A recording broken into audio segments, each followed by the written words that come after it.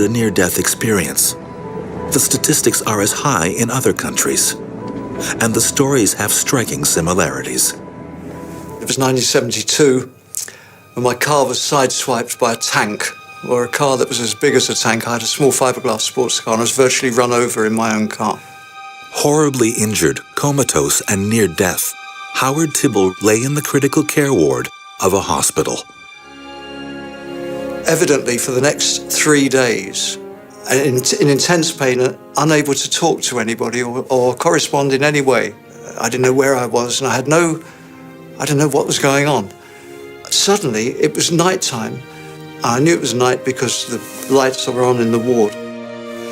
And I felt no fear or pain or worry. I heard so many stories of people who came to me and said that when they tried to tell somebody about their experience, let's take, for example, a near-death experience, that perhaps they spoke to their doctor and their doctor pathologized it and said that it was a hallucination, or maybe they'd had a brief psychotic break, or maybe that was some unconscious, unresolved neurotic issue. Always a negative label, which people who'd had such a positive experience, the label didn't fit. They were not getting validation. This feeling of safety and peace has been reported in almost all near-death experiences.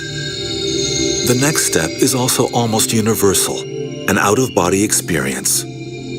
Fully conscious, the dead person floats around the room, seeing objects that could not be seen face up on the bed. I took myself on a little tour of the ward, just floating around. And this was a hospital with a high ceiling. And they had strip lights. And I floated up to the side of this strip lamp, and it had the word Osram, and I was 1 foot from it. I could have touched it, but I had no hands to touch it. And I didn't find it odd or anything. I thought, well, there you go. Osram make lamps, it's fine with me. The next step for most people is the soul's return to the body, bringing a memory of the experience that is not like a dream. It seems real. We use the word soul as if it were a sort of thing that flies away to heaven, and it could be consciousness, it could be a mind, it could be a number of things. I actually believe it's the way out from here to start the journey to wherever we go. But I don't think we have to be religious to make that journey. I've not been that good in my life, Rock and roll. Clinical studies on near-death experiences indicate that something untangles itself from a dying body. But research has a long way to go before proving that a spirit-like something truly exists. Whether or not we'll be able to validate the idea that there is a soul is always going to be an open question, because of course we never know. But what we do is we take information from some of the wider experiences which we can have. And if you take all those together, then you would argue that in some way, the old idea of there being different levels within the body, and some of these are able to continue after death, is a very good hypothesis, yeah.